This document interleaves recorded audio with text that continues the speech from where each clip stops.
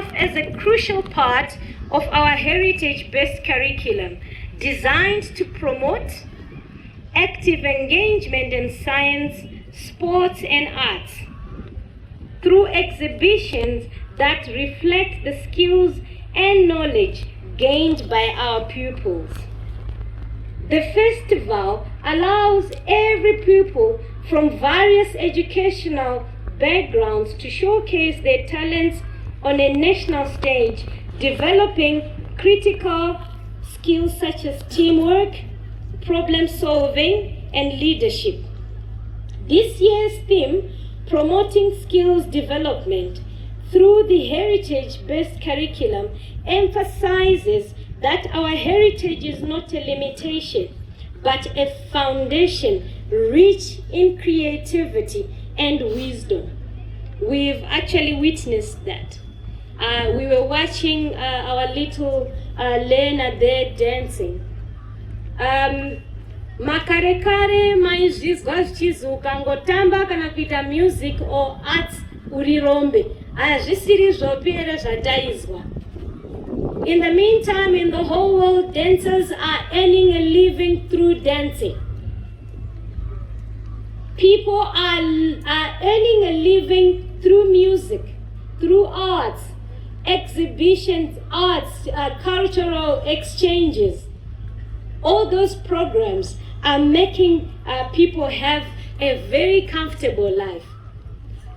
See, chai shorter mu music yacho, chai shorter mu dancing yacho, chai shorter in the poetry yacho. It was our heritage. It was our culture. It was our Ubuntu. Because azi akatanga kuita zvemagitari wakutoridze mbanje.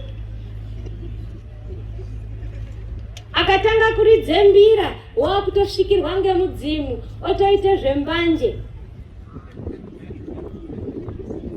Kwaizvi akatamba zvaanenge achiita mbaemba unopinde mubhawa muchenjerere unopinde mubhawa. Because there was not the aspect of heritage in the dancing. If you put the aspect of heritage, the cultural preservation, Ubuntu, in the arts, heritage is the root. It grounds. Mwana unoende iyo asi unodzoka unoziya paanotangira, unoziya paanogumira because of the heritage that is in them. So let us celebrate the power of knowledge, the power of creativity, the power of talent, the essence of our heritage-based curriculum.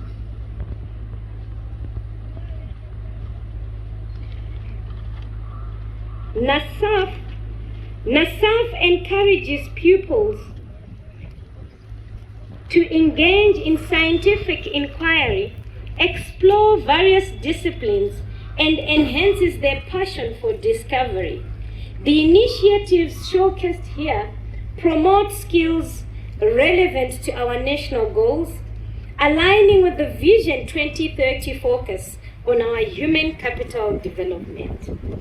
Furthermore, the festival serves as a launchpad for future participation in competitions, guiding students towards potential careers in science and sport and the arts.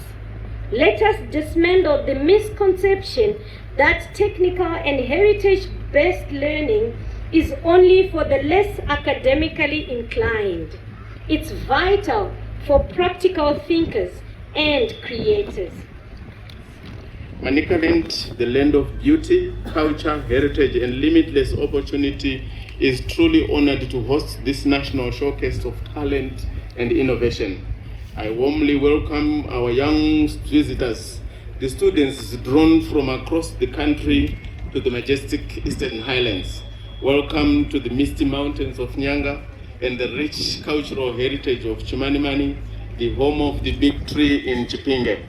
We are grateful to you for choosing our province to demonstrate your creativity and innovation, and we are certain the province is richer because of your presence here. we celebrate our teachers, and there is no better acknowledgement of your astute commitment than this festival displays. Manicaland province stands proudly as a shining star in the education sector of Zimbabwe. Our dedication to excellence, evident in the performance of our learners and the commitment of our educators, is testament to the hard work on the ground.